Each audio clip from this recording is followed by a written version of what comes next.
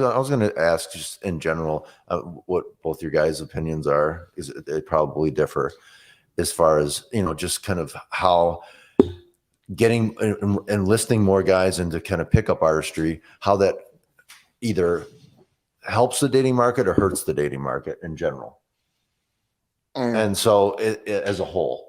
I would say it definitely hurts. Well, especially for the guys that are using your advice in terms of short-term dating, because that's always going to be monopolistic.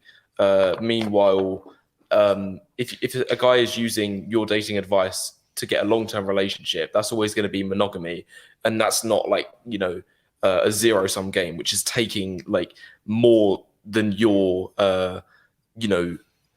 more than like would be sustainable. Do you know what I'm saying? Because if every guy dated 5 women, then it's eventually going to be unsustainable, because the top 20% would dominate and the bottom 80% is left out. But if a person is using your dating advice just for monogamy, then that's eventually going to lead to like a one-to-one system across the board. No one's left out. Yeah, so I think you and I are going to have like a massive disagreement here. So I think first thing, short-term dating can be done ethically. By being upfront and honest with a girl. I think no one is hurt if the guy's very upfront and honest and blunt with a girl. I don't think anyone is hurt by that. The girl knows what she's getting into.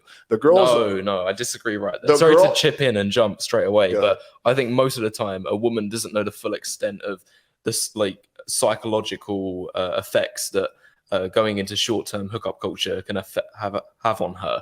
Like a lot of women, I think, have been sold this delusion by the feminist movement that they're empowered by engaging in short-term hookups with guys. But I think that's delusion, because most of these women end up in worse places, and it's only like 10 guys later they realize, actually, this is having a massive impact on my mental health now. I should stop doing this. Do you know what I'm saying? We disagree on that too. I think we should table that though, because it's going off topic, and let's just discuss that right after we get through this main debate. So in terms of like the pickup community having a positive negative effect, if we look at the populations, 50% men, 50% women, right?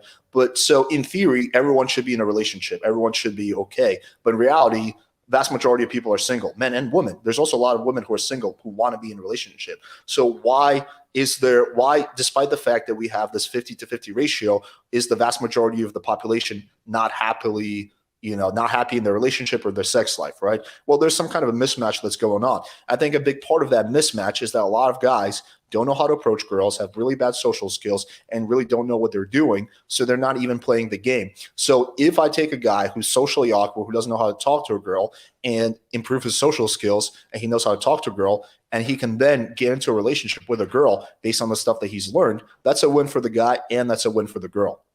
I think your analysis is wrong, because I would say that most guys are getting left out, not because they suck so bad, but it's because they can't get in the door in the first place, because the chads at the top 20% of men, and even more so like the top 10 or top 5% are just monopolizing. So there's nothing left at the end. Like, it's basically like a plate of food versus the crumbs left. Like the bottom 80% is fed the crumbs. Do you know what I'm saying? I just fundamentally disagree with this theory that like the 5% of the giga chat are hugging all the girls. I think there's more that I've heard this argument before. I think there's more than enough single girls who haven't had sex in a year or two. They're not fucking all these giga chats. I think it's a small percentage of girls. It's like the kind of the more extroverted party girls who have like pop-in Instagrams who are being fucked by these chats, right? Who are more to some degree being monopolized by these giga chats. But that is a small segment of girls. The average girl who has a normal job, normal social circle, right, is not just going from chat to chat to chat. She's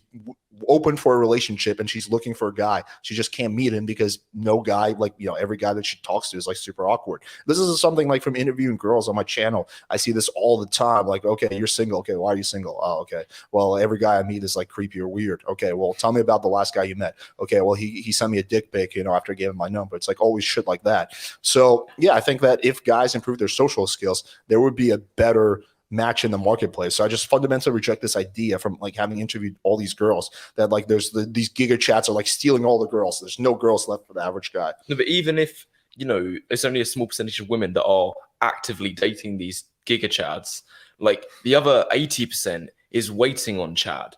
Like, you know, they're friend zoning the options that they have available right there and then, you know, the average guys, and they're just waiting on the chats.